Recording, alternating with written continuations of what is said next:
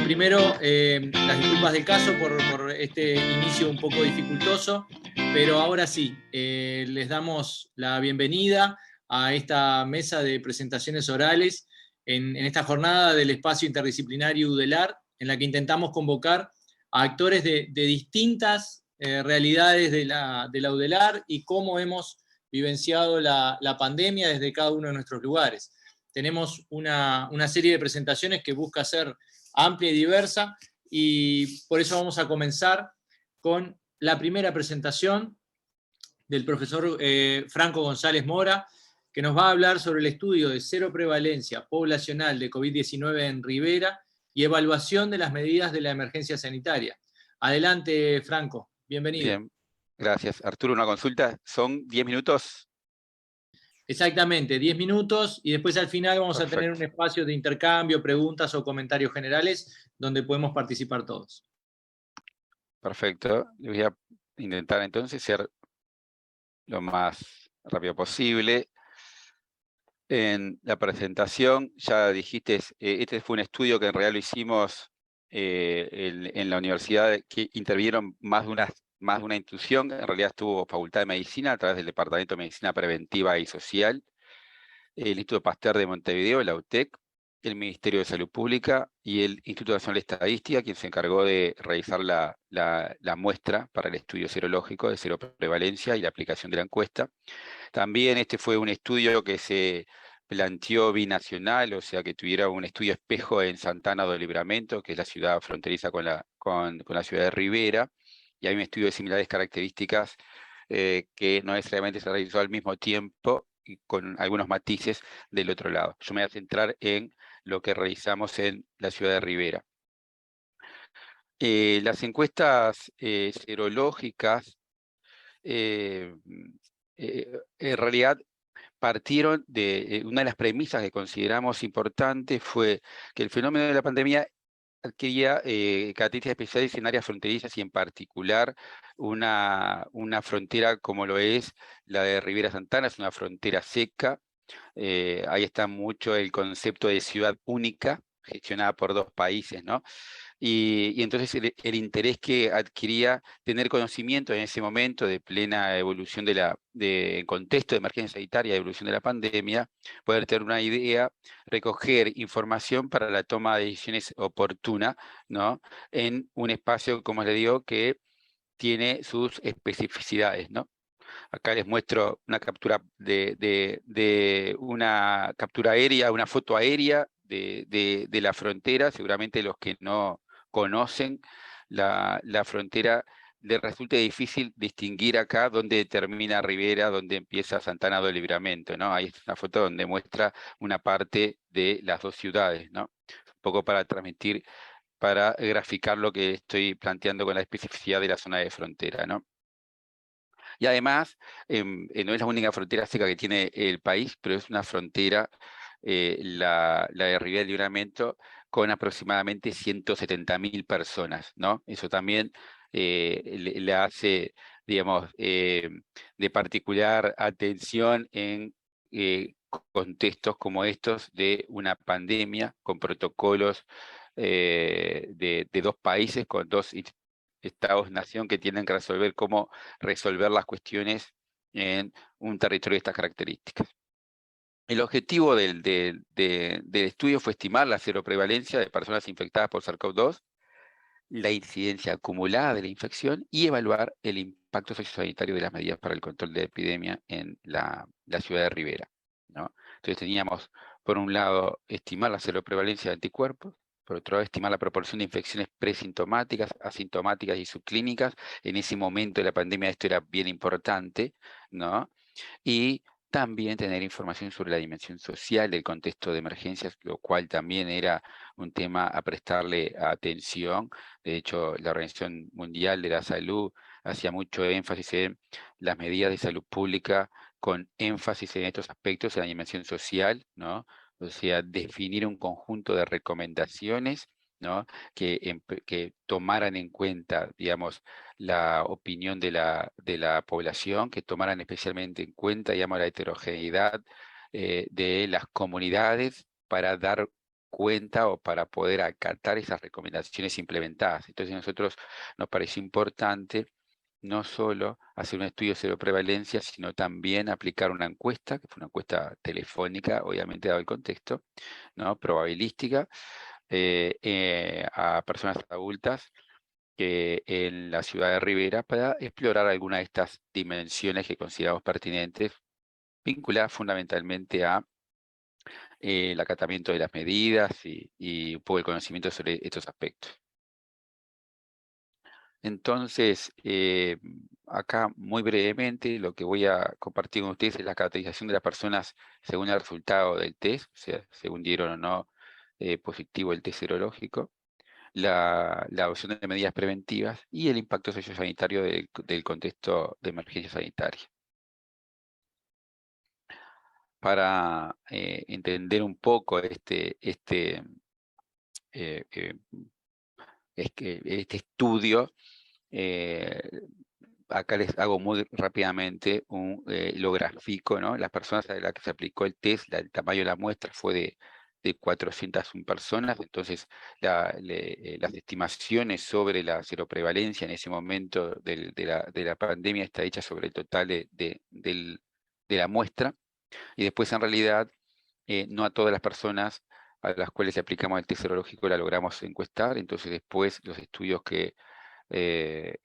los resultados que acá mostramos sobre la encuesta es sobre este subuniverso de 306 personas, ¿no? Que obviamente un conjunto de estas personas tienen un resultado negativo, tuvieron un resultado negativo del test serológico, y otro conjunto un resultado positivo del test serológico. Y ahí tenemos, en realidad, ya yendo directamente a los resultados, ¿no? Cuando caracterizamos a las personas según el resultado del test serológico, encontramos diferencias por género en la estimación de la serología positiva, o sea, era algo mayor entre los varones la serología positiva, ¿no?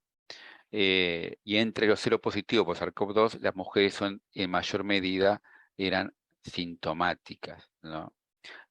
Un aspecto que también a nosotros nos permitió discutir mucho sobre estos resultados, ¿no?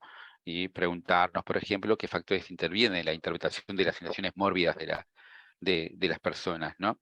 Obviamente que esto es por declaración, el hecho de la sintomatología, ¿no? Seguramente la percepción de riesgo y de necesidad de atención incide en los compartimentos de salud de las personas, y este es un tema especial de interés para la salud pública, ¿no? No solamente en este caso específico y particular de la pandemia, sino en general en relación a la expresión de las sintomatologías frente a las enfermedades, ¿no? Lo cual es muy importante porque condiciona, por ejemplo, la necesidad, el consumo médico y la necesidad médica, ¿no? Yo si identifico a cierta sintomatología como riesgo de enfermedad o como síntomas o como expresión de una enfermedad, voy a tomar decisiones de, por ejemplo, de consultar a un médico, asistir a un establecimiento, a un prestador de salud, ¿no? Y en este caso en particular tomaba mayor interés aún, tomando en cuenta la importancia que tenía la detección rápida de un caso positivo. Después, entre los positivos, entre los que dieron positivos al test serológico, ¿no? Veíamos que esa prevalencia en ese momento de la pandemia era mayor entre las personas activas, ¿no? Comparándola con las personas inactivas, o sea, aquellas personas que no participan del mercado de trabajo, ¿no? Ni están buscando trabajo. Y también mayor entre las personas menores de 45 años, ¿no? Y los mayores de 45 años, además, en mayor medida eran sintomáticos, ¿no? Ahí nos preguntábamos, por ejemplo, ¿no? Si esto estaba vinculado a la mayor prevalencia de comorbilidades y entonces a mayor percepción del riesgo, ¿no? El hecho de que puedan personas, por ejemplo, que a mayor edad sabemos que hay una relación entre prevalencia de enfermedades crónico-degenerativas y edad, y que entre las personas diabéticas, hipertensas, etcétera, pudiese haber una predisposición a tener una percepción mayor del riesgo, ¿no? Después, como le dijimos, esto es un poco titulares sobre la estimación de la seroprevalencia en la ciudad de Rivera, tomando en cuenta estas personas encuestadas. Y después, por otro lado, estaban las medidas de prevención, ¿no? Que nosotros le hicimos un conjunto de preguntas a las personas, como por ejemplo, ¿cuánto creía usted que está logrando hacer para cumplir con las medidas preventivas, ¿no? Con las recomendaciones sobre medidas preventivas? Y acá tenemos que toda la población, o sea, considerando aquellos que dieron positivo y aquellos que dieron negativo en el test serológico, veíamos que en líneas generales una proporción muy importante, 3/4 de la población aproximadamente, consideraba que estaba haciendo suficiente o mucho, ¿no? Para cumplir con las recomendaciones planteadas en ese momento de la pandemia.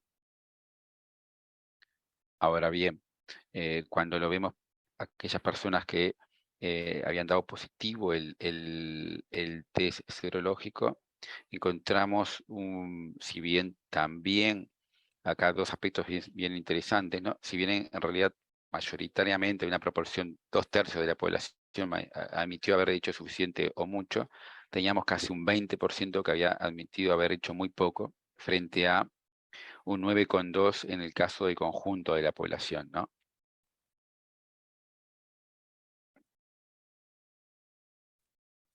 Pues también le preguntamos a la gente cuánto cree usted que está logrando hacer para cumplir con las recomendaciones sobre las medidas preventivas en función de si eran activos o inactivos, y acá también tenemos una eh, diferencia en la cual tenemos una mayor proporción de personas que admitían realizar, cumplir con estar haciendo mucho, suficiente o mucho para cumplir con las recomendaciones, una mayor proporción entre los activos comparados con las personas inactivas.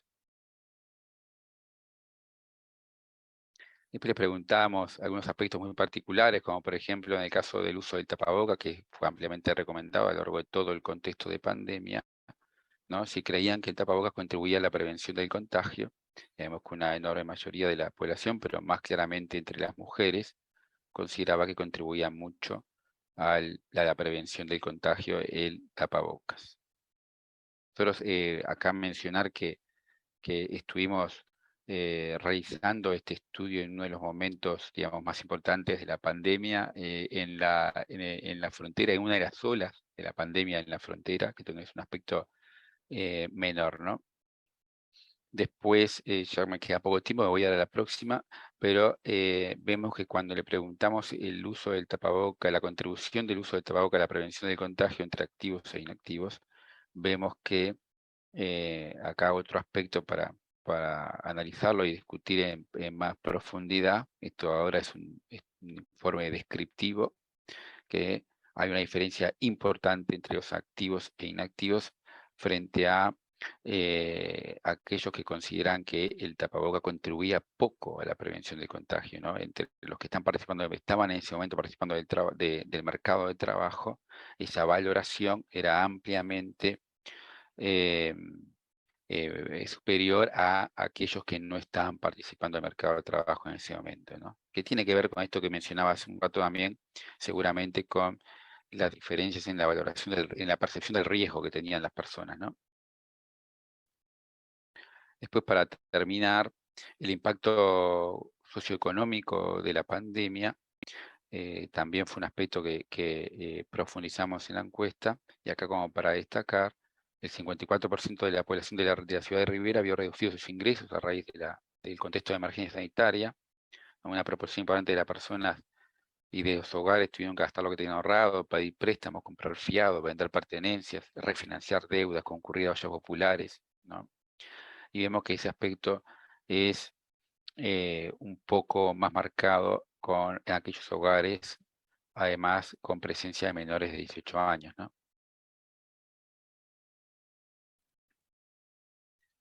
Y también le preguntamos a la gente a raíz de la pandemia si estuvieron preocupados por la posibilidad de que la comida se acabara antes de tener más dinero.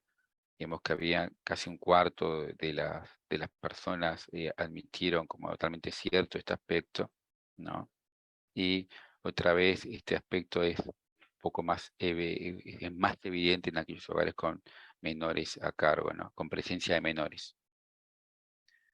Muy bien.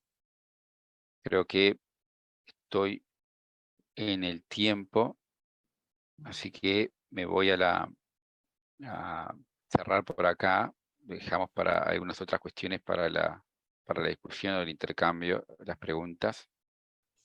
Si Muchas les parece gracias. bien. Muchas Bueno, gracias, Franco. Se escuchó perfecta toda la presentación. Y sí, seguro que ahora en la ronda final de comentarios vamos a retomar algunos de los aspectos que mencionabas y dudas que surgen al ver los datos que presentás. Muchas bueno, gracias. perfecto. Pasa-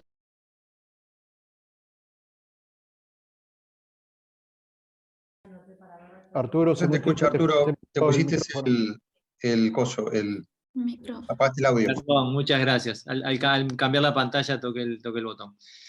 Como les decía, vamos a presentar al doctor Nicolás Nin, que nos va a hablar sobre el impacto en la mortalidad de pacientes críticos de CTI con COVID-19, dependiendo de su variante genética.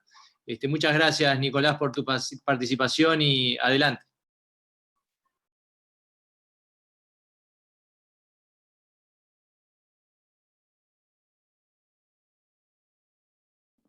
¿Cómo están ahí? ¿Se ve bien? Bueno, cambia un poquito el tipo de presentación. Esta es una presentación también que se ha hecho a nivel multidisciplinario, como ven, el Hospital Español, el Centro COVID-2, de la parte de reclutamiento de pacientes, y también el Instituto Pasteur, con el grupo de Gonzalo Maratorio y Pilar Moreno.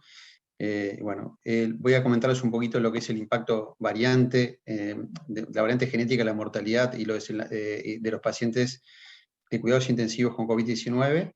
Y bueno, esta es la tesis de posgrado de la doctora Corral, que es parte de su tesis. Comentarles que en esta materia, pese a que hay muchísimas publicaciones, hay muy poco.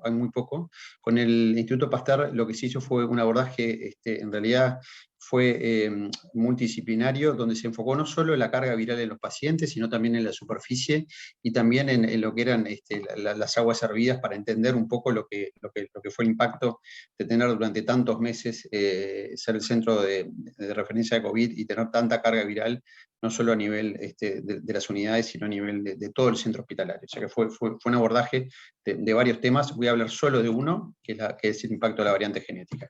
Como ven, se hicieron varios abordajes de las superficies, del efecto del plasma, a nivel de la carga viral en los órganos, etc.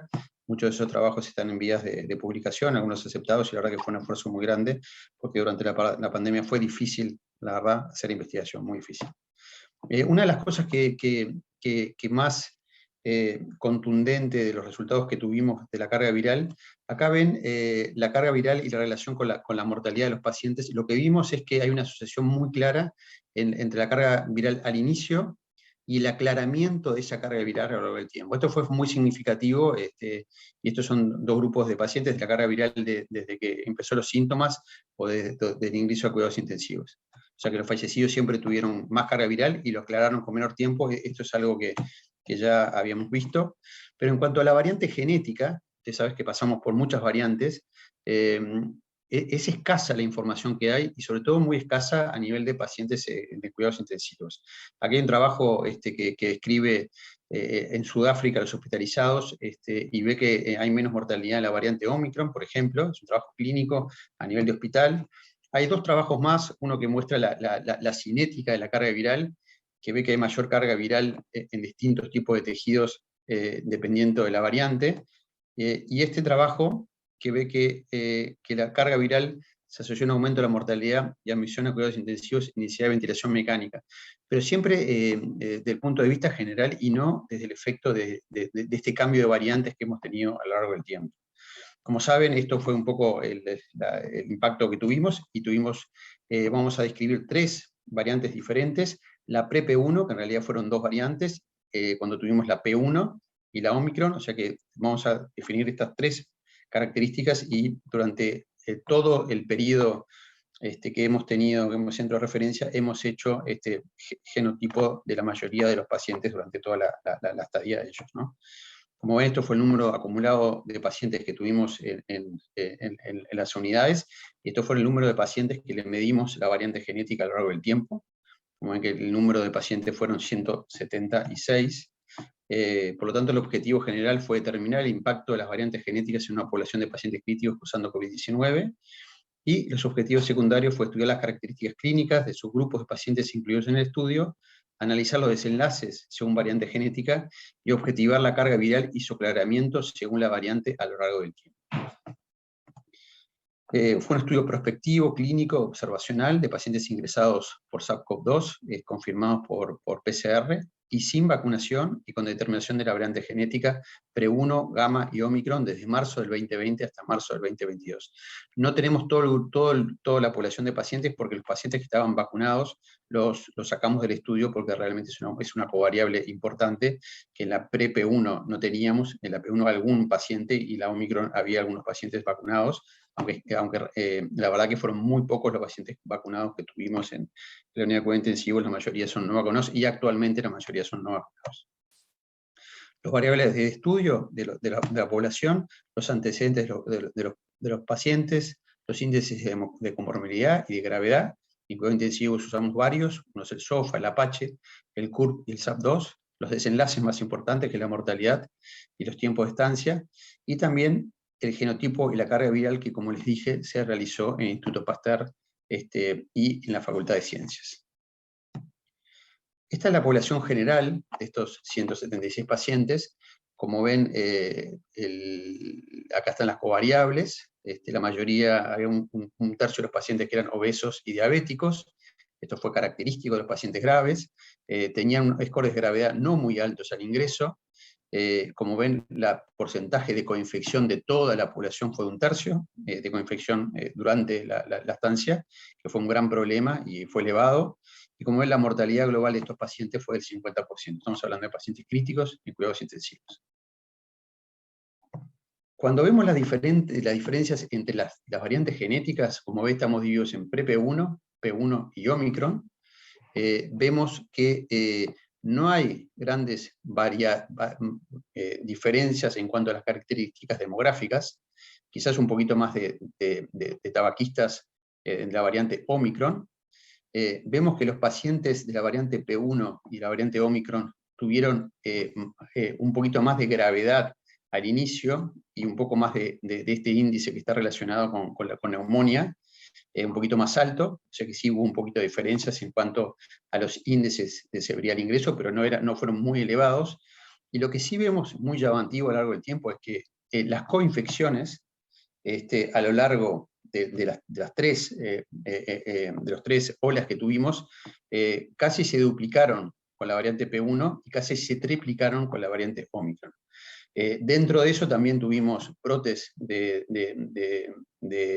infecciones y organismos multiresistentes, que esto lo vivió el mundo entero, lo que fue el aumento de los gérmenes con resistencia a determinados tipos de antibióticos.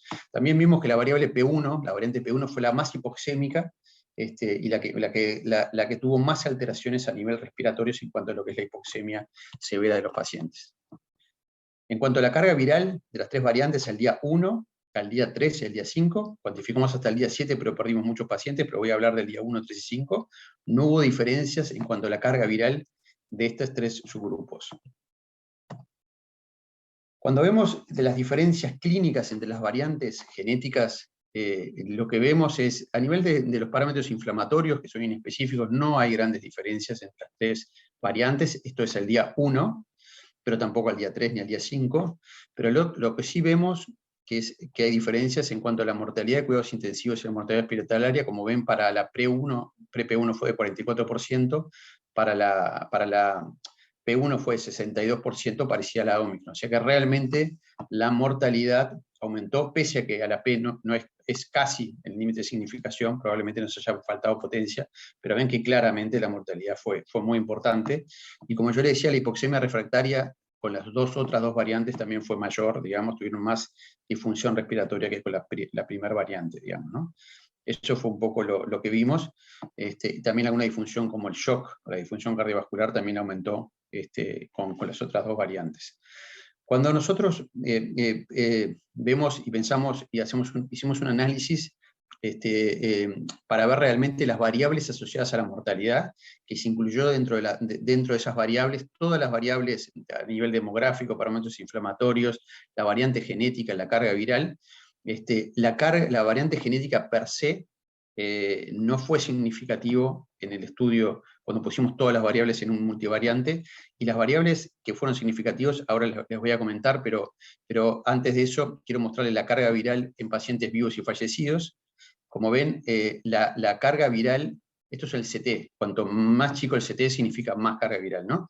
Como ven, al día 1, al día 3 y al día 5, la carga viral fue mayor en los pacientes que fallecieron. Cuando vemos también con las variantes pre-P1, P1 y Omicron, también vemos exactamente lo mismo. O sea, los pacientes que no disminuyeron la carga viral a lo largo del tiempo, ven que estos son los vivos contra los fallecidos. O sea que siempre la carga viral fue mayor, o el aclaramiento de la carga viral fue menor en las 3 cepas. Y cuando analizamos el multivariante, como les comenté, con todas las variables asociadas a la mortalidad, las únicas 3 variables que son significativas es la edad, haber tenido coinfección y la carga viral el día 3, o no aclarar la carga viral el día 3. La variante genética per se sale del modelo y todas las otras variantes salen del modelo. Esto fue un análisis multivariante de las variables asociadas a la mortalidad que incluyó la variante genética como factor independiente. Por lo tanto, de las conclusiones, las 2 últimas variantes genéticas presentaron mayor gravedad al inicio, en 2 scores. La P1 y Omicron presentaron mayor mortalidad. La variante P1 fue la que mayor hipoxemia presentó. Las coinfecciones aumentaron de manera significativa a lo largo del tiempo e impactaron en la mortalidad. Y la carga viral el día 3, o no disminuir la carga viral, se asoció como variable independiente de mayor mortalidad. Eso es un poco lo que le quería comentar de este estudio, que bueno, son datos preliminares, pero creo que son bastante concluyentes y no creo que cambien para lo que va a ser el trabajo final. Muchas gracias, Nicolás. Muy buena presentación, con un montón de datos para pensar y compartir. Como les había mencionado al principio, vamos a pedirle a Nicolás que nos haga su segunda presentación, que es en relación a la valoración del síndrome post-COVID en pacientes ingresados desde una unidad de cuidados intensivos, para poder compactar la información en 2 tramos contiguos. Adelante, Nico. Bueno, en cuanto a lo que es el síndrome post-COVID, como ven, los pacientes en cuidados intensivos de cualquier característica, una vez que entran a cuidados intensivos hay una fase, obviamente, que los pacientes pueden fallecer en un alto porcentaje, y los que sobreviven tienen todo un periodo de rehabilitación y de secuelas que pueden quedar. Cada vez se está generando mayor conocimiento y se hace hay más estudios en cuanto a lo que es el síndrome post-cuidados intensivos, y el pico de esto fue sobre todo después del COVID, porque realmente las secuelas que quedaron en muchísimos pacientes fueron muy contundentes. Por lo tanto, ha habido una explosión de estudios en este tema, y creo que es un momento muy importante para seguir en esta fase de entender lo que es el síndrome post-cuidados intensivos y, en este caso, el síndrome post-COVID. Como ven, después de estar en una unidad de cuidados intensivos, hay dos grandes grupos que se afectan. En realidad son 3. Uno es la familia de los pacientes, que puede generarle muchos trastornos de la parte psicológica, digamos, y el paciente, que va a ir desde la parte mental, la parte cognitiva y alteraciones físicas muy importantes. O sea que esto sería el estudio del síndrome post-cuidados intensivos, con 2 focos claros: la familia y los pacientes. Cuando vemos un poco de los supervivientes qué alteraciones pueden tener, desde la salud mental, lo más importante, lo más frecuente es la ansiedad o el estrés postraumático, las alteraciones cognitivas, sobre todo de la memoria, y las alteraciones físicas, pulmonares, neuromusculares y funcionales. Esto es un trabajo del 2012. Después de ver lo que pasó con el COVID, realmente la situación fue muchísimo más dramática. Hay un grupo al cual pertenezco, que es el grupo Itaca, que hace años se puso como objetivo estudiar el síndrome post-cuidados intensivos y poder hacer policlínicas al alta de los pacientes. Este grupo fue el que impulsó también a hacer este trabajo y cambiar y analizar lo que estaba pasando en los pacientes post-COVID. Esto también es una de las líneas más importantes de lo que es un poco la escuela de humanización, digamos, una de las líneas del grupo de humanización en cuidados intensivos es el manejo del síndrome post-cuidados intensivos, que creo que hay que seguir mejorándolo y estimular que todas las unidades puedan hacer algo, digamos, relacionado a este tema. Y como vemos, lo que fueron las olas del COVID en este caso, vemos que no solo es la alteración a nivel aguda del paciente, pero si el paciente sobrevive, tiene todo un impacto que va en la fase post-cuidados intensivos, cuando pasa al hospital y cuando pasa a la casa de rehabilitación y de algunos aspectos que hay que estudiar y que hay que entenderlos y hay que mejorarlos. Cuando uno habla de lo que es el síndrome post-COVID, porque no hay una definición clara, recién hubo una definición en el 2021, y esto fue por un pasado grupo de expertos, sobre todo es analizar los síntomas que duran hasta los 2 meses después de haber estado con COVID, y también el impacto que le da a nivel funcional. O sea que hay unos 12 puntos que se sacaron de consenso de qué es el síndrome post-COVID, porque bueno, era una palabra muy utilizada, que no muchos sabían de qué estaban hablando, por lo tanto hubo un consenso hasta de qué definir qué es el síndrome post-COVID. Como ven, cada vez salen más publicaciones, esto es de Nature Medicine, el impacto, en este caso es a nivel cardiovascular de los pacientes a los 12 meses, o sea que hay pacientes que hasta los 12 meses siguen con disfunción, por ejemplo, cardiovascular, respiratoria, etcétera, pero en este caso es la parte cardiovascular, y cuanto más graves hayan estado, peor. Esto es el efecto a largo plazo del COVID que tenemos a nivel de síntomas inespecíficos que cualquiera de nosotros hemos podido tener o familiares. Imagínense esto en un paciente de cuidados intensivos con una internación prolongada mayor de 15 días. Por lo tanto, el estudio que les voy a comentar fue el analizar el síndrome post-COVID, valoración respiratoria, funcional, psicológica en pacientes que cursaron enfermedad de COVID en unidad de cuidados intensivos. En este caso lo hicimos en el segundo centro de referencia para los pacientes COVID, que tuvimos 22 camas de cuidados intensivos y atendimos 96 pacientes del 9 de abril al 13 de agosto. También se ha hecho estudio en el Hospital Español, pero en este caso les voy a mostrar solo los datos de este centro. Se hizo un seguimiento de los pacientes de manera multidisciplinaria, de todos los pacientes mayores de 18 años que estuvieron en este periodo de tiempo, que tuvieron COVID-19, y las variables que registramos, incluyendo el equipo, contaba con psicólogo, con asistente social, con médicos, con licenciadas y con fisioterapeuta, o sea que fue un abordaje totalmente multidisciplinar. Ahí se valoró a los 3 meses la calidad de vida, estudio físico-funcional, el área respiratoria, la radiografía de tórax, el área cognitiva, el área mental y el área nutricional. También se le hicieron preguntas si estaba en un programa de rehabilitación, si podía dormir, si había reingresado al hospital de urgencia, si había acudido a atención primaria en esos 3 meses, si había vuelto a trabajar, si había recuperado sus hobbies, etcétera, etcétera. Hicimos un análisis de sangre y valoramos contra la última función que tenía antes de salir del hospital.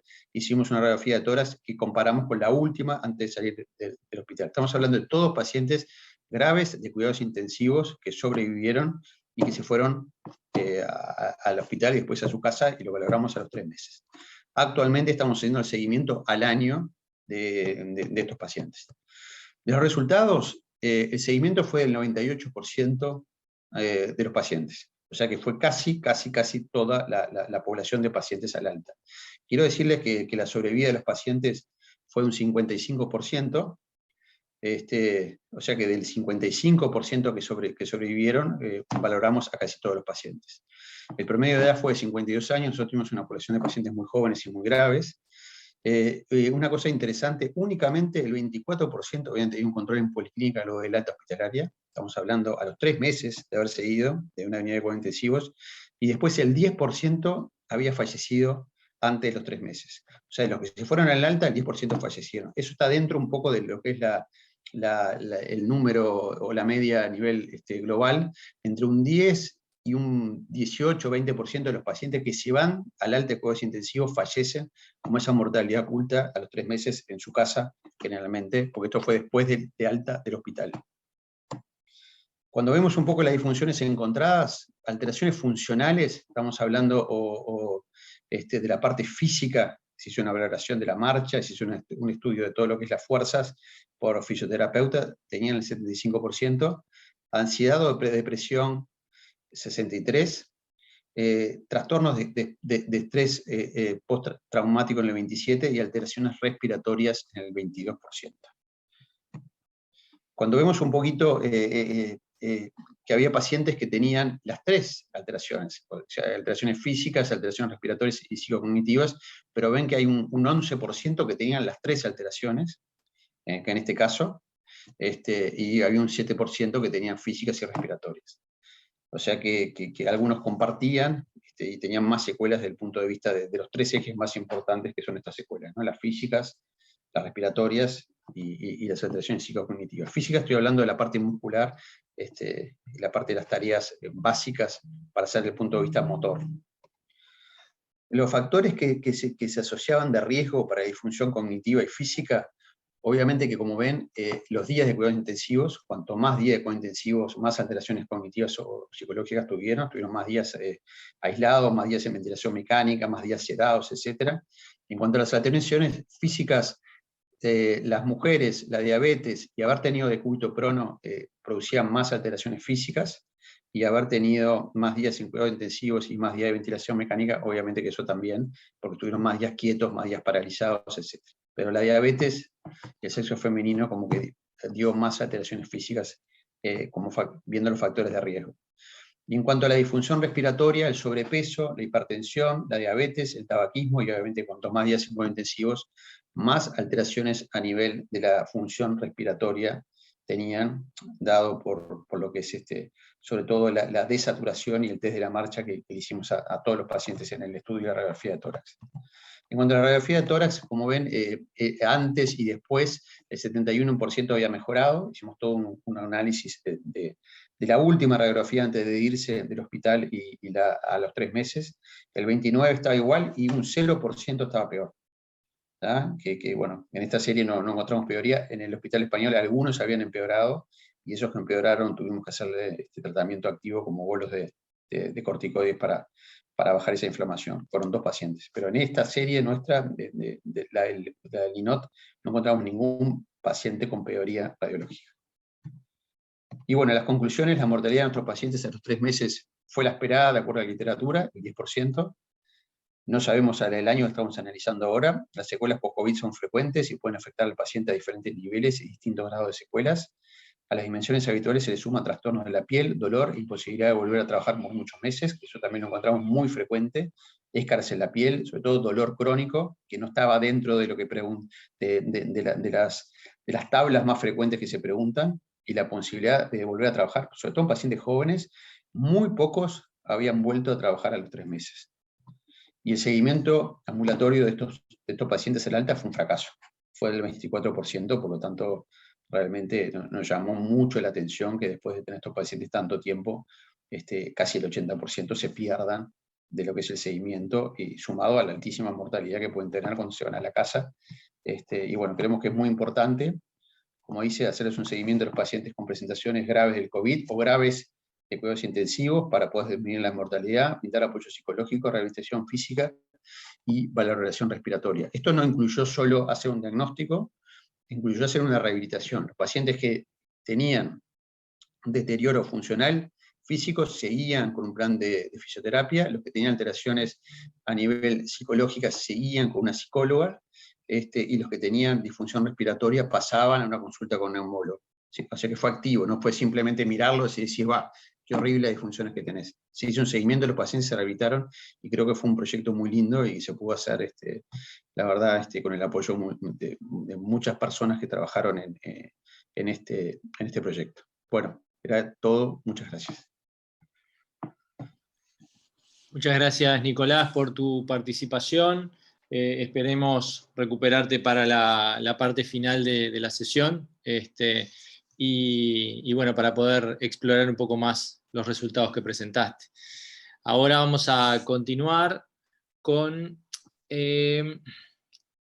Mariana Paredes, que nos va a hablar sobre la mortalidad en Uruguay en el contexto de pandemia. ¿Estás con nosotros, Mariana? Hola, voy a hablar yo, Victoria Prieto, y Gonzalo de Armas. Tenías razón, Mariana. Victoria, que me mandaste el mensaje Por eso. interno y no me di cuenta. Bien. Muchas Bueno, gracias, Victoria, por participar. Y bueno, escuchamos atentamente tu presentación. bien, espero que estén viendo en pantalla todo sin problema. Decía que voy a empezar yo y luego va a continuar Gonzalo de Armas. Este es un trabajo que hicimos en coautoría junto con Gonzalo, Mariana Paredes, Raquel Polero y Ramón Álvarez. Somos investigadores del programa de población de la Facultad de Ciencias Sociales y del Instituto de Estadística de la Facultad de Ciencias Económicas y de Administración. Y bueno, esta es una de las primeras presentaciones que hacemos, un trabajo que está en curso, así que todos los comentarios son bienvenidos. El objetivo de este trabajo es analizar el comportamiento de la mortalidad por COVID-19 y otras causas de muerte en Uruguay durante la pandemia y valorar la magnitud del impacto que tuvo esta pandemia sobre la sobrevivencia en general de la población uruguaya. Tenemos dos estimaciones, utilizamos un indicador de años potenciales de vida, causas de la haremos prepandemia y 2021, que son los años de pandemia. También hacemos una descomposición de las diferencias en los valores de la esperanza de vida de estos tres periodos. Lo que tratamos es de entender esa diferencia en años, cómo se descomposan de muerte en particular. Bueno, para eso la fuente de información con la que contamos son las defunciones por sexo, edades y causas de muerte 2015-2020 y las defunciones de 2021 que están todavía sometidas a un proceso de revisión, pero por un pedido de información no fueron facilitadas por el Ministerio de Salud Pública. A su vez, para trabajar de población del Instituto Nacional de Estadística. Los métodos que decía, Perdón, son estos Victoria. años potenciales de vida perdidos y ¿sí? Perdón, Victoria. ¿Podés apagar tu cámara? Porque tenemos una conexión un poco inestable y a lo mejor eso nos Sí, está claro. dificultando. ¿Se escuchó lo anterior? La última diapo creo que la escuchamos todos entrecortados. Bien, la última me imagino que es la de los datos que usábamos, decía son las de funciones publicadas por el MSP hasta el 2020 y las del 2021, bueno, las obtuvimos a través de un pedido de información y son de funciones preliminares. Esto es importante por alguna de las cosas que van a ver sobre el final en cuanto a la calidad del registro, la calidad de los datos. Y en cuanto a indicadores, usamos estas dos medidas que son típicamente del campo de la demografía y que son distintas expresiones de cómo consignamos las pérdidas o las ganancias en la sobrevivencia o en los años de vida. Gonzalo, te dejo esta parte. Bueno, gracias. Mi parte va a ser explicar un poquito esto de los años potenciales de vida perdidos. ¿Qué vendría a ser esto? Es un indicador que lo que mide es, de no haber fallecido la persona, cuánto se esperaba que viviera en total de años potenciales. Simplemente agarramos cada persona que fallece, se le calcula la esperanza de vida a la edad que fallece, y para cada persona que fallece se hace una sumatoria. Este indicador es muy útil para detectar lo que es mortalidad prematura, ¿sí? Porque uno puede tener muchos fallecimientos jóvenes, puede tener muchos fallecimientos de gente más adulta o menos, pero este es un indicador que junta las dos dimensiones en uno solo, ¿no?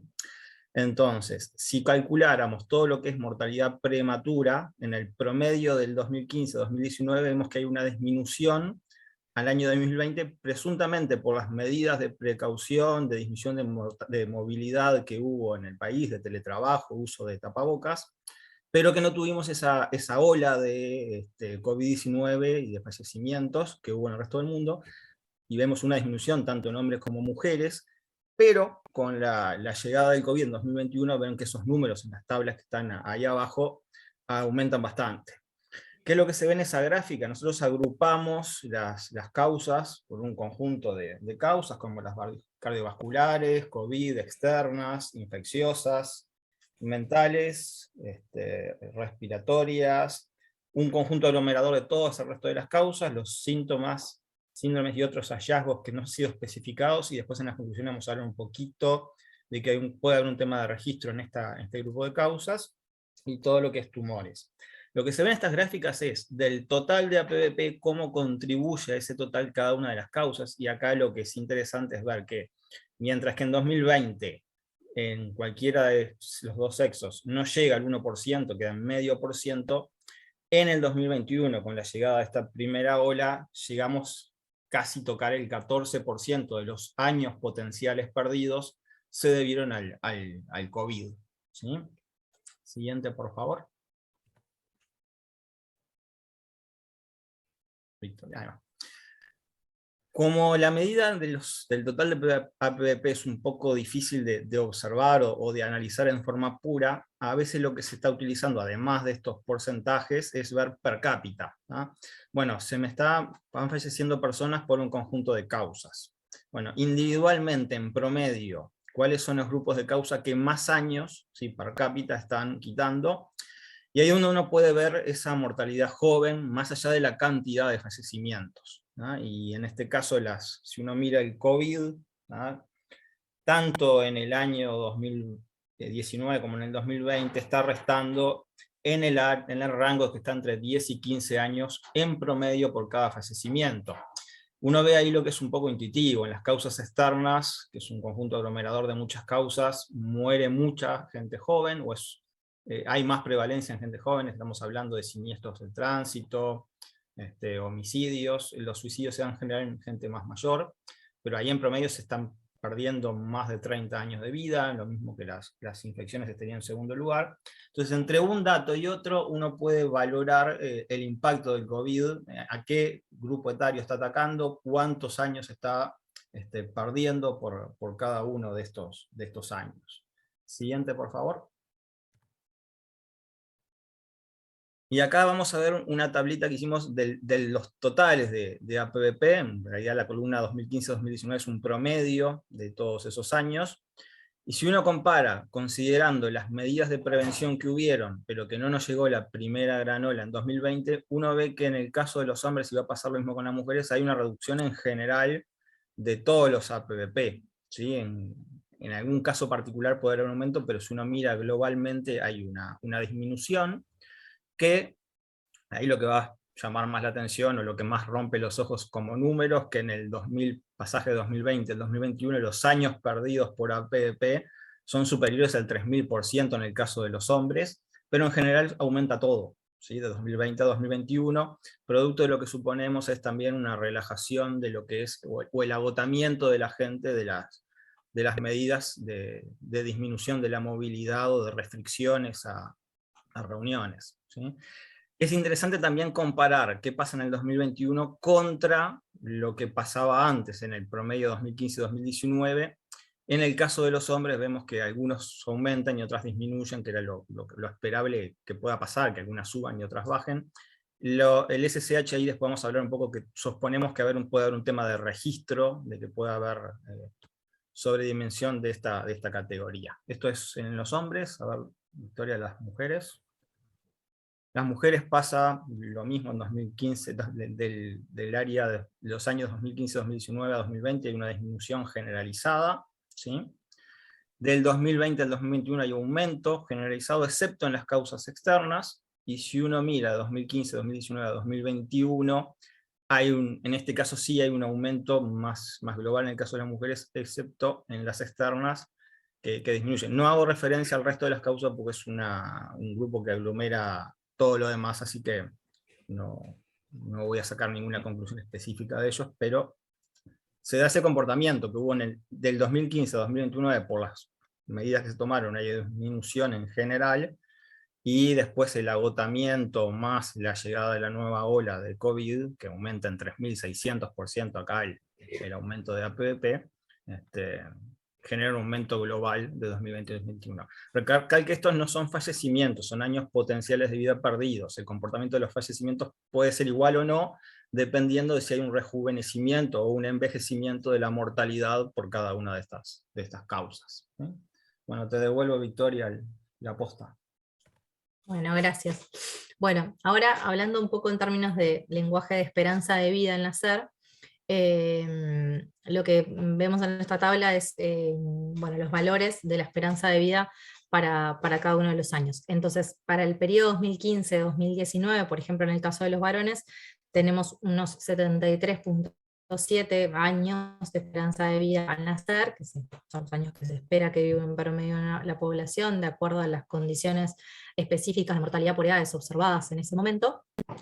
Y para el año 2020 tenemos una esperanza de vida un poco mayor, de 74,8, y en 2021 un poco menor. Nosotros cuando empezamos esta investigación contábamos únicamente con la información de 2020 y nos parecía bien interesante entender, bueno, a qué se debió esta ganancia en años de esperanza de vida en un periodo en el que se suponía o en el que esperábamos más bien perder años de vida, ¿no? Esperábamos un impacto del COVID. Lógicamente, como todos sabemos, la ola, digamos, los impactos más fuertes del COVID se vieron recién en 2021, pero además las medidas adoptadas en 2020 contribuyeron directamente con la mejora de sobrevivencia en algunas causas en particular, y esas son las grandes responsables de esta ganancia en años, que no es nada despreciable. Se trata de un año que ganan en vida los varones en el 2020 respecto al periodo anterior, y medio año que ganan las mujeres.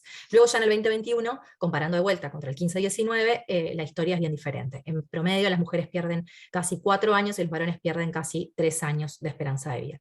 Para que tengan una dimensión, digamos, estos volúmenes de pérdida en años de esperanza, en esperanza de vida son comparables a los de grandes guerras o históricas hambrunas. Es muy difícil perder de un año al otro un número tan grande de años de esperanza de vida. Esta es la descomposición por edades y por causas de estos años ganados en el 2020 respecto al periodo anterior. Ese año que ganan los varones se consigna fundamentalmente en contribuciones positivas o en ganancias, ¿sí?, que se aprecian sobre todo del lado superior del eje, o sea, todo lo que es valores positivos, y se concentra, como ven, a partir de las edades 40 en adelante. Y esas ganancias se deben fundamentalmente a enfermedades del sistema circulatorio, o sea que hay un mejor desempeño en cuanto a la mortalidad en esa causa, en esos grupos, enfermedades del sistema respiratorio e incluso causas externas de movilidad, mortalidad. En los grupos de edades más jóvenes, la notoria desventaja de los varones frente a las mujeres, y uno de los grandes responsables de la pérdida de esperanza de vida de los uruguayos, o el enlentecimiento, el crecimiento de la esperanza de vida de varones uruguayos, sigue estando en el grupo de edades jóvenes y tiene que ver con las causas externas de mortalidad. En ese periodo se pierde muy poquito por esta causa, pero todavía siguen viéndose pérdidas en el grupo, por ejemplo, 15, 20, 25, 30. No se ven por esta causa en este año en las edades, decía, un poquito más avanzadas. Y las pérdidas por COVID, que es los valores negativos del eje, que son apenas unas rayitas casi invisibles, imperceptibles acá en rojo, se concentran ese año fundamentalmente entre los varones. La pérdida ahí impacta más a los varones, y igual, de todas maneras, hablamos de pequeñas décimas que contribuyen muy poquito a ese a ese año de esperanza de vida que en términos netos se gana.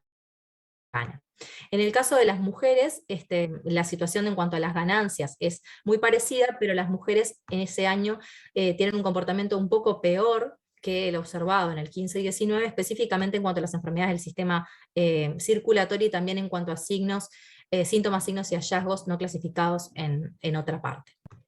En el año 2021 la historia es bastante distinta. Acá lo que vemos es, bueno, que estos 2 años, casi 3 años que pierden los varones respecto al 15-19, su enorme mayoría se concentra en el grupo de 85 años y más, y se debe fundamentalmente a COVID. En ese grupo, nada más que en ese grupo y por esa causa, se pierde un año entero de vida, y el resto de la pérdida se concentra fundamentalmente, es atribuible fundamentalmente a COVID, y se concentra en el grupo de 50 a 70.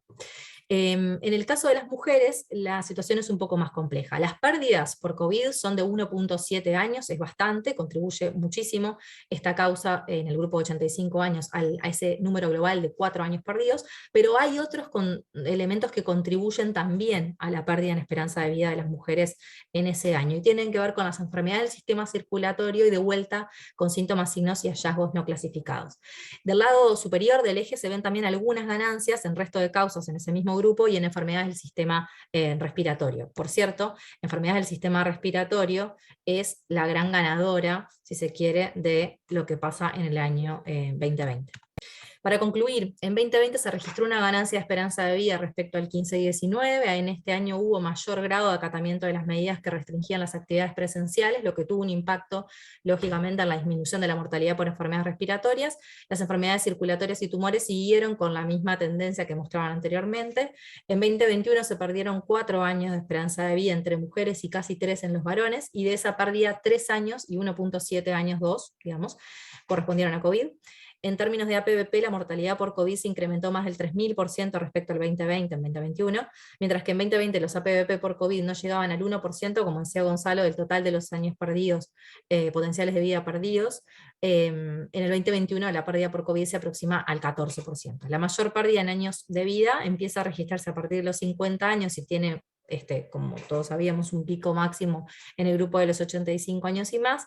Y en cuanto a las diferencias de sexos, el peso relativo de los años perdidos por COVID de ambos sexos es semejante, pero la pérdida total en años de esperanza de vida de las mujeres nos parece que es bastante mayor por efecto de estas otras causas que también entran en juego y las afectan.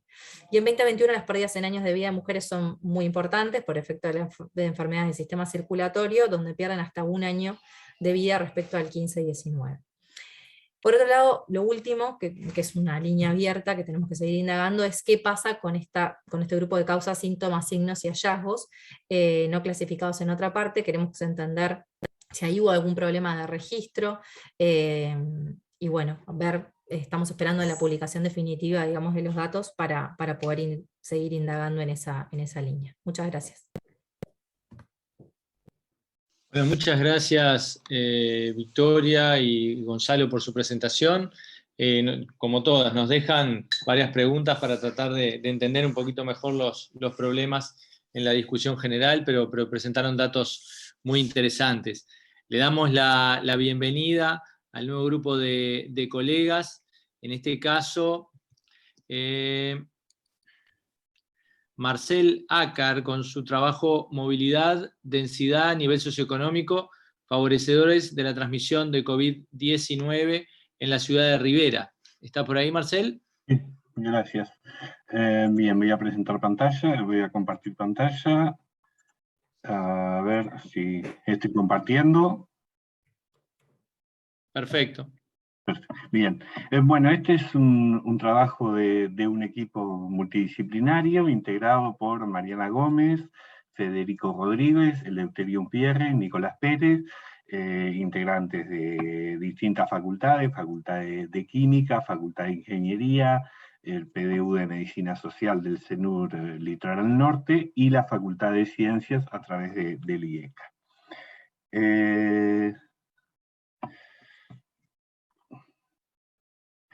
Bien, rápidamente, el Ministerio informaba que Rivera en el 2021 tenía un problema serio con el tema COVID-19. Desde una experiencia de trabajo que venimos compartiendo desde hace muchos años, en que integramos geografía y salud, o la dimensión espacial de los problemas de salud, entendemos que la forma de ocupar el territorio, el espacio, contribuye a comprender cómo se desarrollan los procesos de salud-enfermedad en las comunidades con diferentes contextos socioambientales. El equipo, durante los años 2020 y 2021, trabajó en la detección de SARS-CoV-2 en aguas residuales a solicitud del MSP.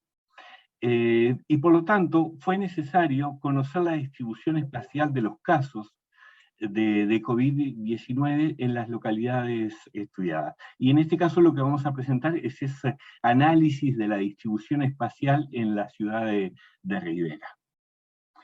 El objetivo principal del trabajo que les vamos a presentar como resultados incipientes es que se procuran analizar cuáles son las condiciones socioambientales y territoriales que favorecen la transmisión del COVID-19 en Rivera en el momento de uno de los picos máximos que tuvo la ciudad. Rápidamente, para presentar la metodología de trabajo, se trata de un estudio exploratorio, descriptivo de la situación. El MSP nos aportó los datos de ubicación espacial durante el periodo agosto 2020 a enero del 2021, 2.277 casos, que se distribuían en el tiempo, 22 semanas epidemiológicas. Se caracterizó el nivel socioeconómico de la ciudad de Rivera utilizando los datos del INE, y se construyó un índice socioeconómico de cada segmento censal usando análisis factorial que integra 12 variables de condiciones socioeconómicas que van desde los ingresos, nivel educativo, tipo de vivienda, etc.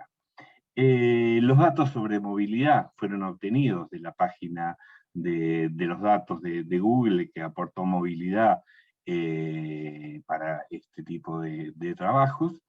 Todos los datos se geocodificaron y se ubicaron a nivel de segmentos censales, 59 segmentos para la ciudad de Rivera, lo que nos permitió hacer el análisis espacial. Con los resultados obtenidos se definen las 8 variables principales con las que trabajamos en cada segmento.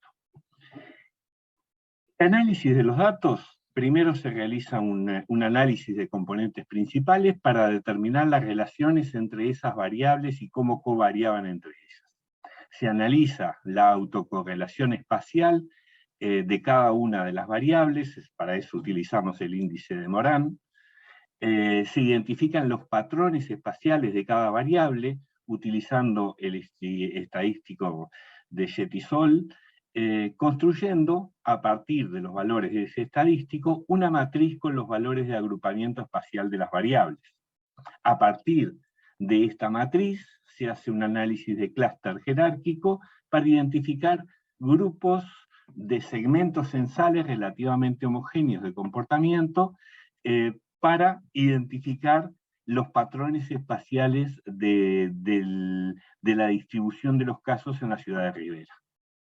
Y finalmente se construye esta representación espacial y se analizan los resultados.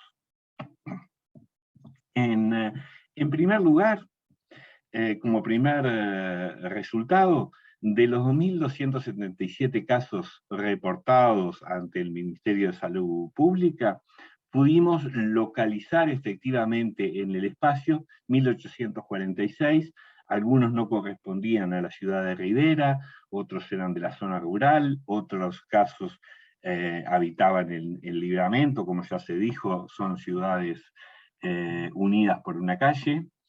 Y lo que vimos, una vez analizados estos 1.846 casos, es que en el periodo del 8 del 20 a 1 del 21 presenta 3 periodos. Desde la semana 36 a la 46, una cierta estabilidad. A partir de la semana 47 y hasta la semana 1 del 2021, un rápido crecimiento, un crecimiento casi exponencial, como se ve en el gráfico. Y en la semana 2 a 4, en el último periodo, una estabilidad y descenso. Estos 3 periodos nos sirven de referencia para construir nuestras variación temporal de nuestras variables. Aquí tenemos la ciudad de Rivera con los 59 segmentos representados en el mapa, y los puntos corresponden a la ubicación de cada uno de los 1846 casos que logramos georreferenciar en la ciudad. Como dije, se construyeron 8 variables que tienen representación espacial en los 59 segmentos censales.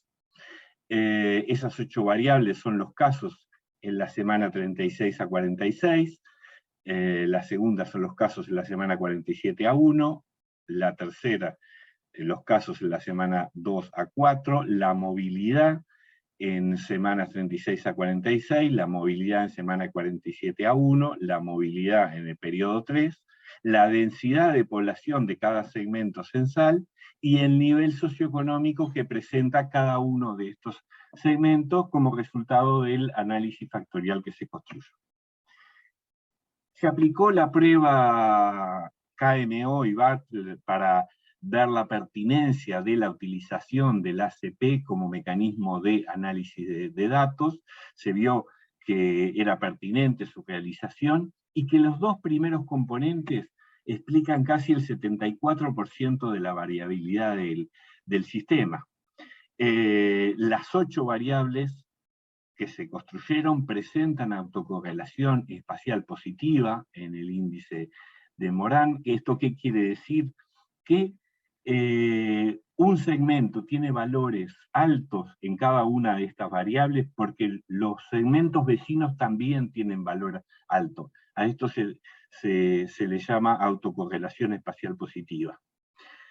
A partir de que se identifica esta autocorrelación positiva, se identifican los patrones de agrupamiento de cada una de las variables, con lo cual, con los valores de este estadístico, se construye la matriz.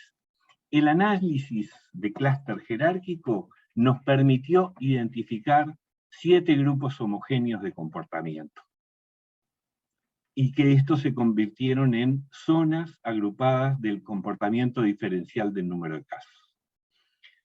El análisis jerárquico, con los 7 grupos homogéneos, que los separa claramente, lo que estamos viendo es agrupamiento de segmentos censales a partir de las 8 variables,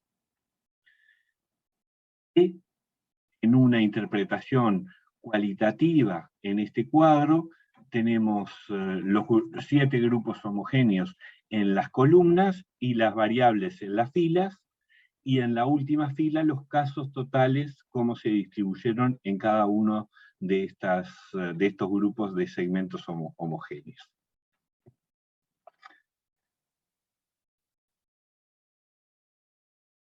Y finalmente, ya entrando en el resultado que buscábamos, la distribución espacial de los 7 clústeres o grupos de segmentos que nos permitió identificar el comportamiento tanto de las variables como de los casos reportados en estos meses del pico en la ciudad de Rivera. Y lo que vemos es que tiene una lógica espacial de comportamiento que siguió la distribución de los casos en la pandemia, que si lo vemos con los casos superpuestos, bueno, responde por un lado a la distribución en las periferias de las zonas de concentración de población con niveles socioeconómicos bajos y el comportamiento de la zona céntrica comercial más vinculada a la frontera con la ciudad de Livramento en esta zona que estoy marcando con el cursor. O sea, los clústeres 1, 2, 3 y en parte el 4. A modo de discusión y conclusiones, en primer lugar, cuando se analizan estos modelos geoestadísticos de autocorrelación espacial de las variables agregadas que expresan densidad poblacional, nivel socioeconómico, número de casos reportados y movilidad de la población en cada uno de estos 3 periodos en que subdividimos nuestro tiempo de estudio, lo que nos está indicando que hay zonas donde se favorece una mayor transmisión de la enfermedad. Y esto consideramos que es muy importante. Como es lógico, la distribución de la enfermedad no se distribuye al azar en el territorio y en el tiempo, sino que tiene una distribución en zonas que pueden ser identificadas y por lo tanto constituye una herramienta fundamental para el diseño de técnicas de control de la enfermedad. También podemos decir que al alejarse de la frontera con Brasil, se sale de la zona más comercial en la ciudad de Rivera, y aparece la periferia de la ciudad con menor nivel socioeconómico y donde se da la presencia de un alto número de casos en relación a la densidad poblacional. No son los mayores números de casos, los segmentos que presentan mayores números de casos, pero sí son números importantes de casos en relación a la densidad de población. Por último, se destacan como las zonas que presentan mayores similitudes en el comportamiento, las zonas 1 y 2, estas zonas centrales de la ciudad, la zona comercial, donde tenemos el mayor número de casos, 41% con el 37% de la población. Alta densidad de población, alta movilidad, salvo en el periodo 2, que es en el momento donde se da el crecimiento exponencial de los casos, y se muestran como condiciones favorables para la transmisión. Esto contrasta con otros de baja o muy baja densidad, la periferia 5, 6 y 7, los clústeres, así como baja y muy baja movilidad, con el 28% de los casos y el 45% de la población. Existen muchos autores a nivel internacional que destacan como variables explicativas el número de casos que vienen acumulando una localidad, o sea, su historia previa, su densidad poblacional, su movilidad. También destacan las variables socioeconómicas y el comportamiento ligado a fenómenos culturales propios de cada sociedad, en lo cual se reafirma nuestros hallazgos, que la forma de ocupación del territorio se vincula con procesos socioeconómicos, culturales e históricos de la sociedad riverense en la ciudad. Bien, estos son los resultados preliminares del trabajo que estamos realizando con el equipo. Muchas gracias. Muchas gracias, Marcel, por la presentación clara y la exposición de los datos. Pasamos ahora a la última presentación, que está a cargo de Jimena Bofa, las secuelas psicológicas en pacientes sobrevivientes de COVID en el Hospital Universitario del Uruguay. Adelante, Jimena, bienvenida.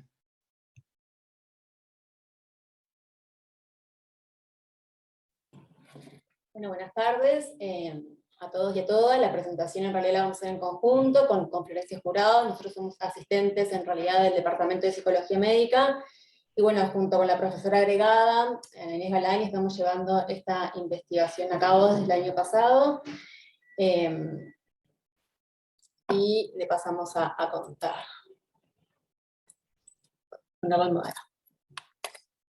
Bien, bueno, esto es un poco en realidad la guía que armamos para el recorrido que vamos a hacer en la presentación. En cuanto a los antecedentes, bueno, son extensas la bibliografía y las publicaciones que hay en torno a las secuelas, ¿no? que presentan las personas que transitaron el COVID. Bueno, es un artículo que tuvo alta circulación, publicado en la revista Nature, y bueno, si bien describe en manera general, en realidad todas las alteraciones las personas que transitaron el SARS-CoV-2 pueden presentar. Bueno, obviamente en particular nos interesaba focalizar, ¿no?, en lo que tiene que ver con la esfera de la salud mental.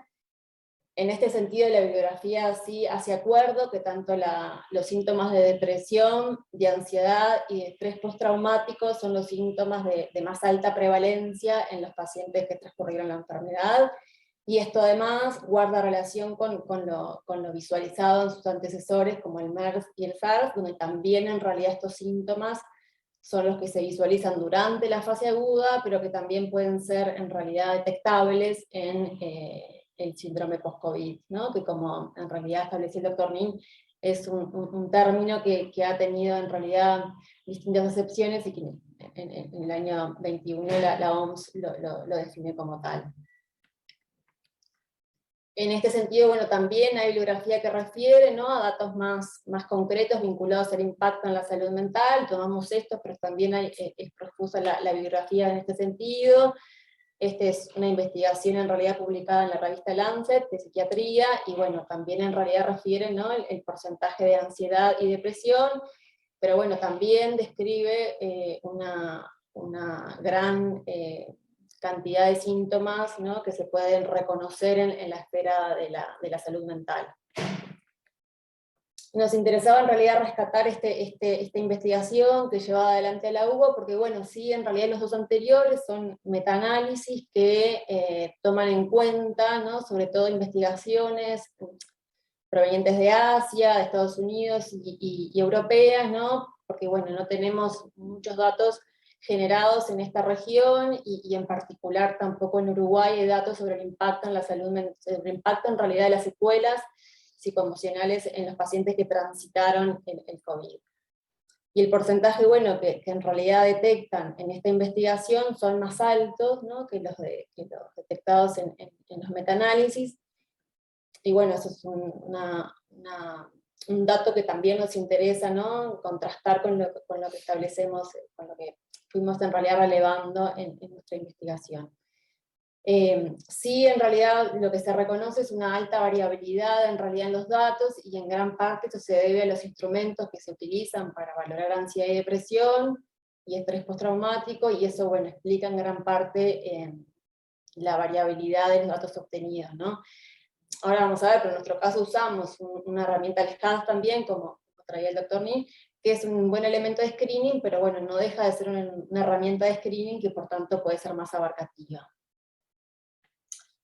Nosotros en realidad, bueno, sí contarles un poco que bueno, que en realidad esta investigación se enmarca en lo que, en policlínica de seguimiento post-COVID, que funciona en el Hospital de Clínica. Esta policlínica comienza a funcionar en mayo del 2021, después de la primera ola, ¿no?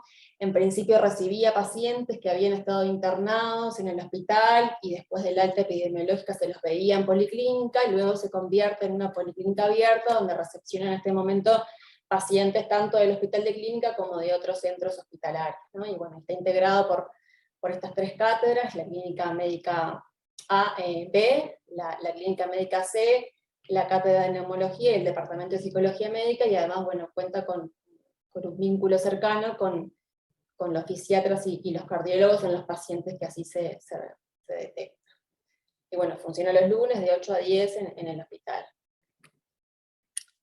En relación a los objetivos que nos planteamos, en realidad, bueno, un objetivo general, que es analizar los impactos y secuelas psicoemocionales en los pacientes atendidos en la Policlínica de Seguimiento Post-COVID del Hospital de Clínica durante el periodo comprendido entre mayo del 2021 y noviembre del 2022. Y bueno, y en realidad nos planteamos esa serie de objetivos específicos: explorar la presencia de sintomatología ansiosa, que para eso, bueno, utilizamos el HAD; explorar la presencia de sintomatología depresiva, que también en realidad utilizamos el HAD; explorar la presencia de síntomas de estrés postraumático, para lo cual usamos ya el test de Davidson; explorar la calidad de vida de los pacientes atendidos, y para eso utilizamos el PROMIS, porque bueno, en realidad sí lo que se ha visualizado, y también lo determina así la bibliografía, que estas alteraciones, más las secuelas psíquicas, generan un impacto también en la calidad de vida de los pacientes. describir los cambios identificados durante el proceso de seguimiento de los pacientes en las áreas valoradas en los puntos anteriores, porque bueno, nosotros planteamos ahora, como vamos a ver, una investigación longitudinal donde establece varias tomas para ver un poco cómo van modificándose estas variables, identificar si existe la relación entre la sintomatología ansiosa, depresiva y estrés postraumático con la calidad de vida presentes en estos pacientes, o sea, si nos interesaba correlacionar variables, nos interesa.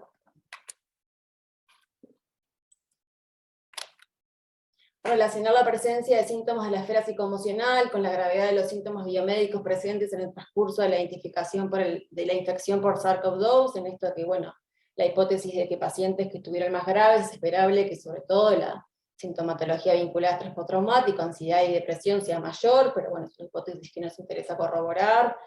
Identificar si existen variables predictoras en la presencia de secuelas post-COVID en la esfera psicoemocional, identificar cuáles son los mecanismos de afrontamiento y defensa predominantes en la fase aguda de infección por SARS-CoV-2, identificar cuáles son los mecanismos de afrontamiento y defensa predominantes en el proceso de adaptación al síndrome post-COVID. Nosotros vamos a evaluar en la fase aguda y en la fase post-COVID, relacionar los mecanismos predominantes con la gravedad de las secuelas post-COVID, relacionar los mecanismos predominantes con sintomatología ansiosa, depresiva y estrés postraumático, e indagar si existe relación entre estos mecanismos y la calidad de vida. De la metodología breve, en realidad es un estudio cual y cuantitativo,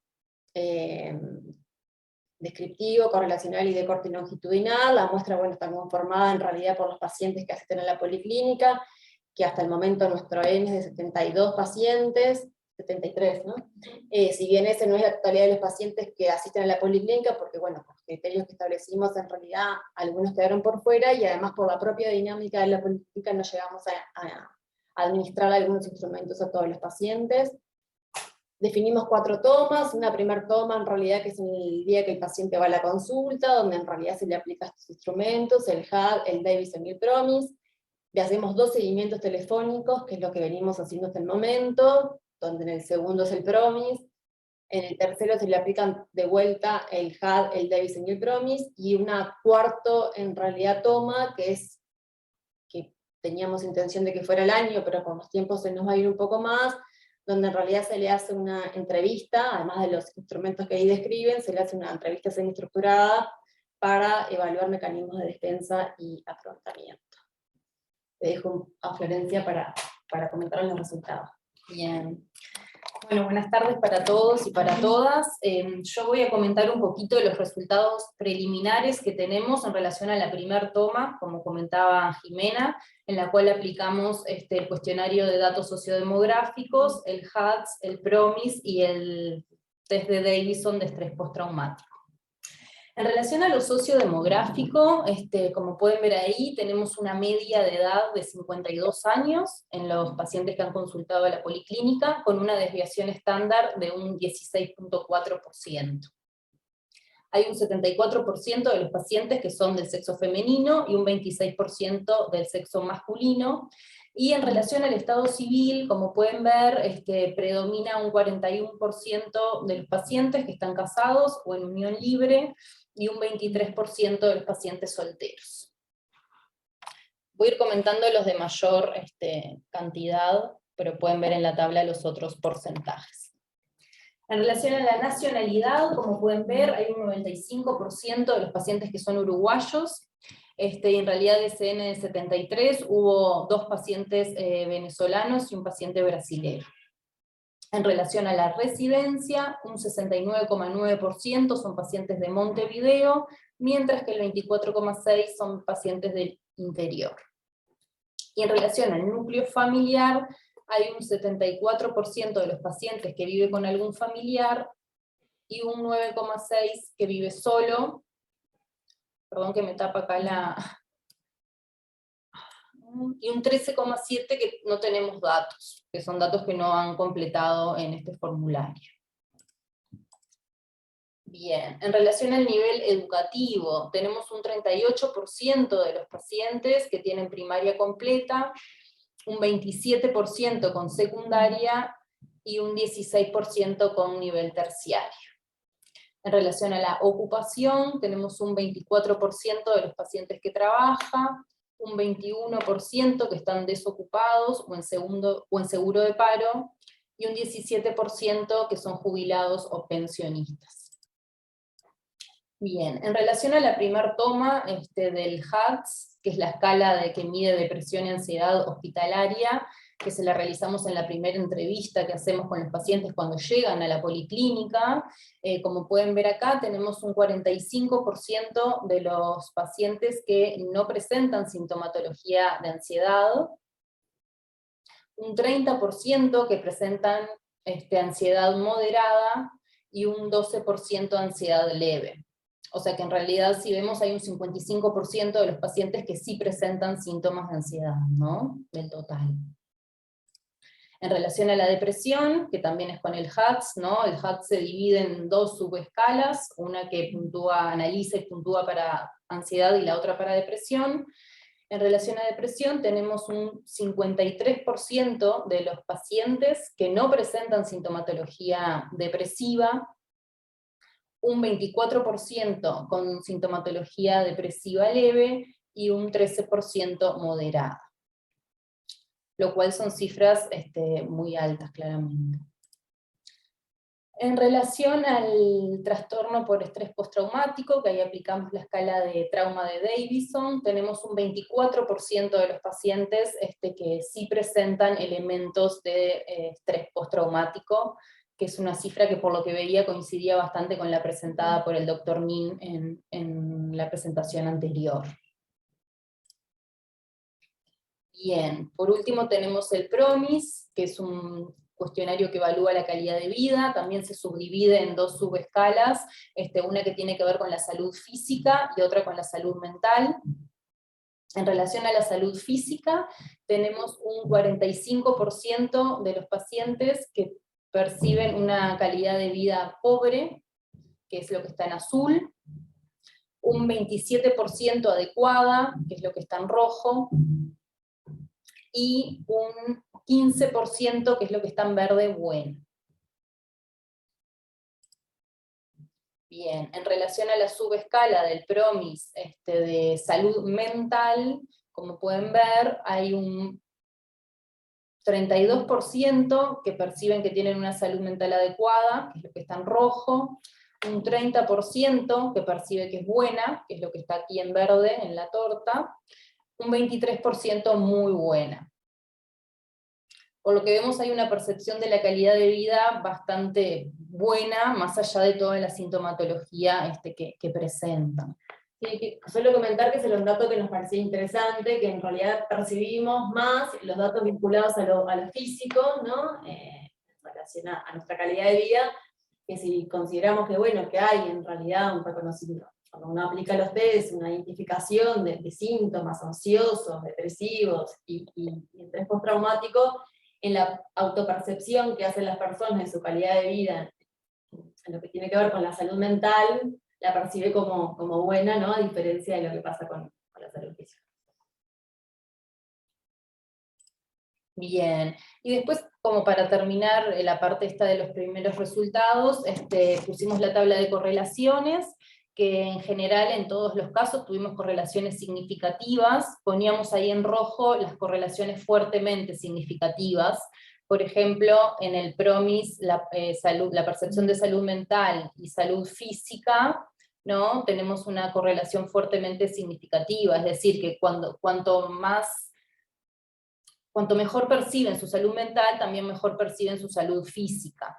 Y por ejemplo, en el HADS para depresión, si lo comparamos con el PROMIS de salud física, tenemos una correlación significativa pero negativa, es decir, que a mayor depresión, peor perciben su salud física. ¿Sí? Y esto era como para mostrar un poco las correlaciones que empezamos a hacer. Bien, y un poco ahora dejo a Jimena para ver un poquito, bueno, cómo vamos a seguir con esta investigación que está en curso. Bueno, no, en realidad comentarles como le contábamos a la metodología, que bueno, que la idea es, en realidad, una investigación cual y cuanti, o sea que ahora nos queda toda la parte de poder comprender un poco en realidad en las entrevistas en profundidad, un poco más desde el punto de vista, ¿no? psicológico, cuáles son los mecanismos de afrontamiento y de defensa que las personas pusieron en realidad, o suponen, porque en realidad algunas siguen transitando las secuelas, y pusieron en su fase aguda en el tránsito, ¿no? con esta enfermedad, y bueno, y generar variables para también poder correlacionarlas con los datos que tenemos hasta el momento. A nosotros siempre y lo otro que nos interesa, en realidad como paso a seguir, también una cuestión que vemos bastante en la policlínica, es que en general, y lo que evaluamos bien, que se correlaciona con lo que se extrae del PROMIS vinculado a la salud física, es que sobre todo lo que tiene que ver con las secuelas en la salud mental, no son datos que surjan espontáneamente en la entrevista clínica, por lo cual en realidad, bueno, siempre vamos como repitiendo por ahí que es importante poder indagarlos cuando uno atiende a pacientes post-COVID, puesto que en realidad lo que empezamos a ver y a corroborar es que son síntomas frecuentes los de la esfera emocional. Así que bueno, esperamos tener más datos que nos permitan también ver la longitudinalidad de estos datos. Así que bueno, gracias. Muchas gracias, Jimena y Florencia, por la presentación. Quiero agradecerle a todos los participantes, los expositores y la gente que ha estado presenciando este grupo de discusión y presentación de datos. Nos quedan aproximadamente unos 8 o 10 minutos para redondear el trabajo en la mesa, así que yo estuve un poco siguiendo todas las charlas y podemos recibir preguntas por el chat. Así que vamos a tratar de hacer un par de preguntas breves. Le voy a pedir respuestas de 1 minuto para poder redondear, así podemos dar paso a la siguiente mesa. A los compañeros de Rivera, que estuvieron trabajando tanto en cero prevalencia como en movilidad y transmisión de la infección. Franco, vos mencionabas que una de las variables que documentaron con los encuestados era que muchos habían tenido un impacto socioeconómico a futuro, como que esa era una dimensión de extensión de la enfermedad, ¿no? Una familia que después del COVID queda más empobrecida. ¿Hay chance de hacer un seguimiento de eso, de ver durante cuánto tiempo ese factor económico se puede vincular al post-COVID?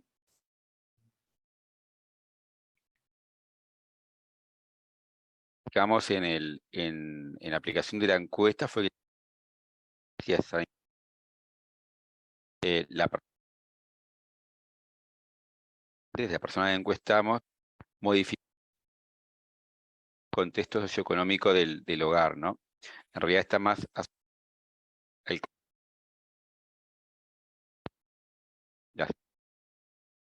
o que tuvo en ese momento. Te escucha un poco entrecortado.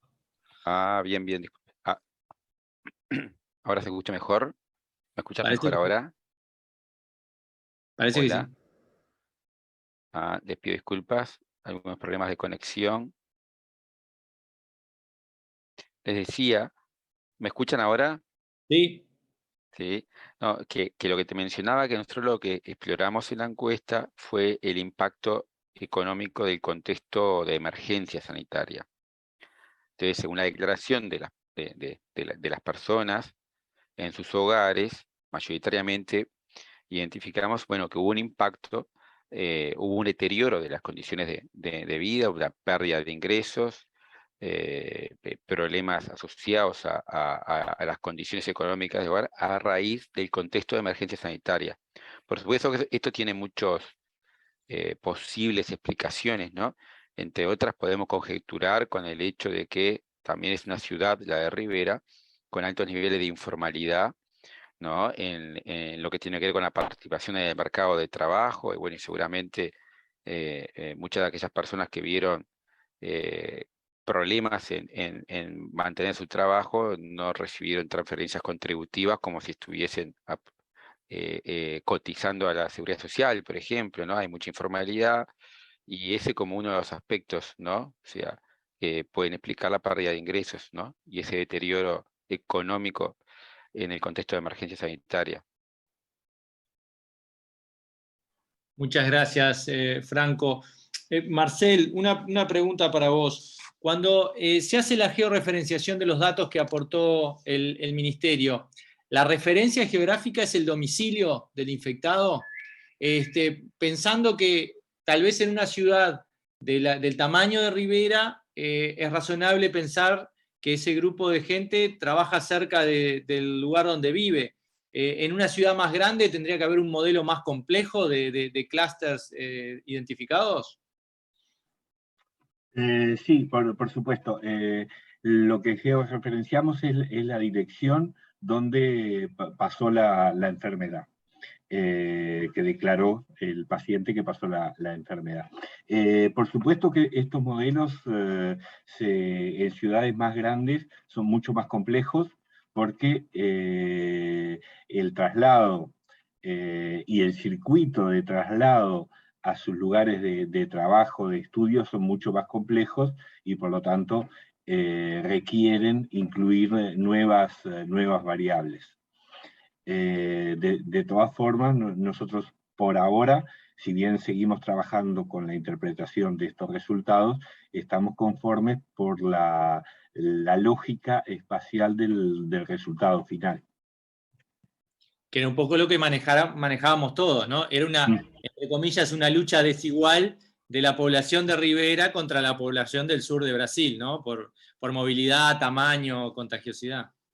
Claro, nosotros siempre decíamos que sería muy interesante si hubiéramos logrado tener los mismos datos del lado de Livramento, para poder haber tenido un tratamiento de toda la gran urbe urbana que conforman Rivera y Livramento. Pero bueno, no fue posible eso. Muchas gracias, Marcel. Victoria, me quedé con algunas dudas, y perdonen todos, ¿no? Muchas veces mis preguntas salen más de la ignorancia que de tratar de complicarles la presentación. Pero, Victoria, tengo una duda. El impacto ese dramático que vimos en la reducción del pronóstico de vida, esa proyección, uno espera que en los próximos 2 años cambie esa tendencia, ¿no? Porque estamos haciendo una evaluación de una circunstancia muy particular, la enfermedad activa, con alta diseminación y bajo nivel de inmunización. Deberíamos esperar una estabilización hasta un valor que refleje más nuestra nueva condición de inmunización y de circulación viral. Sí, bueno, o sea, no sé si deberíamos esperar. Lógicamente, cuando tengamos la estimación de la esperanza de vida del año siguiente, lo que esperamos es,